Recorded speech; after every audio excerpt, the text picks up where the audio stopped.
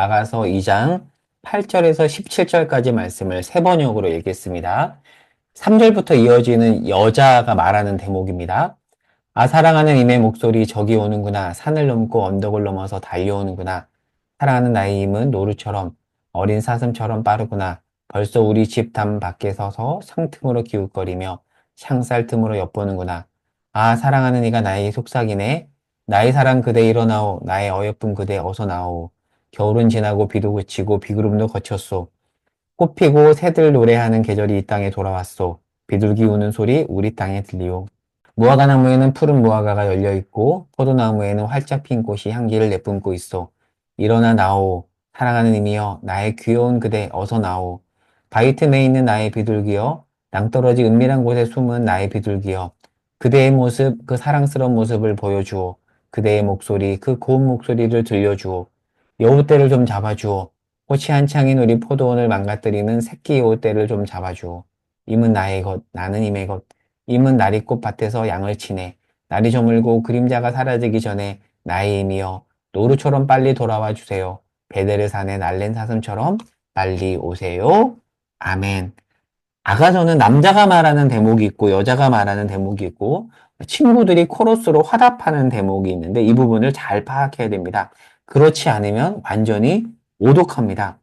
어떤 유명한 강의 설교에서도 이를 잘못 파악해서 설교한 적도 있어요. 그래서 우리는 이것을 피하기 위해서 화자가 표시되어 있는 세번역으로 읽고 있습니다. 꼭 여러분 세번역이나 영어 성경으로 읽으시기를 추천합니다.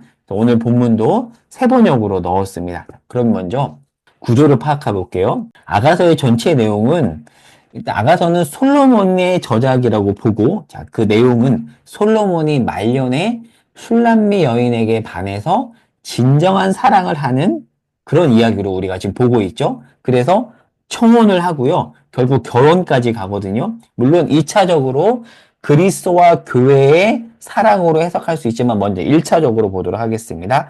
지금 본문에서 보면 술람미 여인과 솔로몬이 사랑에 빠져 있는데 솔로몬이 먼저 반한 겁니다.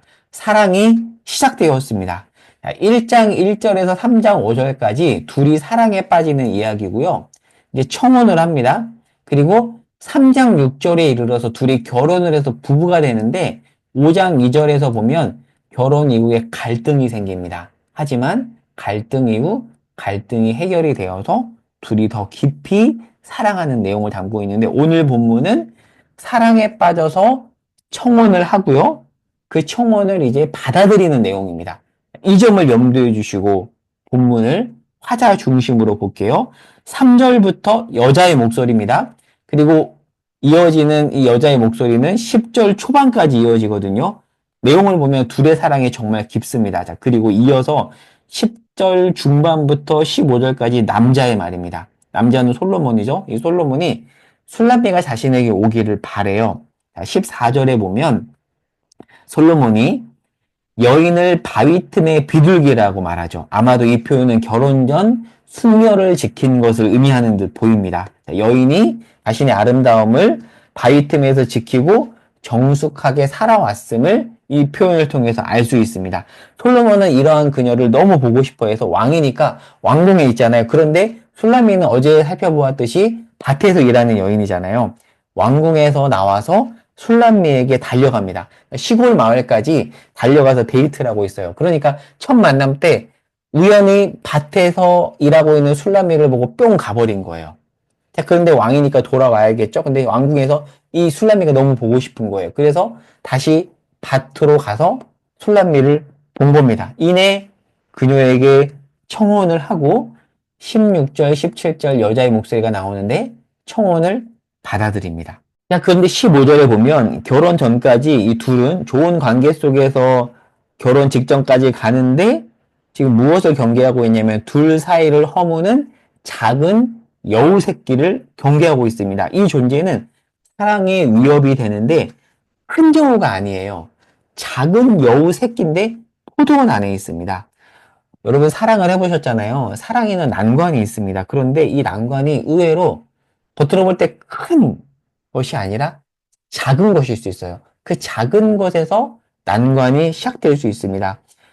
포도원에서 큰 여우보다 작은 새끼 여우는 큰 위협이 되지 않을 수 있지만 이제 막 싹을 피는 포도나무는 영향을 받죠. 그런데 이 둘은 이제 막 사랑을 시작했잖아요. 그러다 보니까 작은 여우 새끼, 포도원을 허무는 작은 여우 새끼에 의해서 이 둘의 사랑이 영향받을 수가 있는 것이죠. 그래서 지금 결혼 전에 이 작은 여우 새끼를 경계하고 있습니다.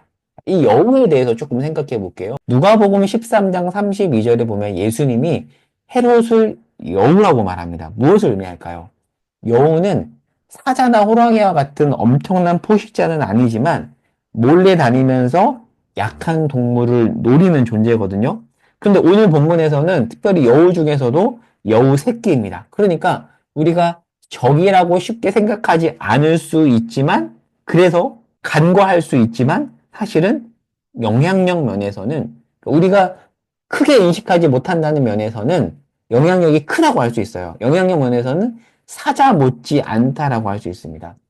에스겔서에서도 이런 표현이 나오거든요. 여우라는 표현이 나오는데 거짓 선지자를 여우라고 합니다. 그러니까 거짓 선지자는 겉으로 볼 때는 진짜 선지자 같거든요. 그런데 거짓이에요. 거짓 선지자예요. 무너뜨릴 수 있죠.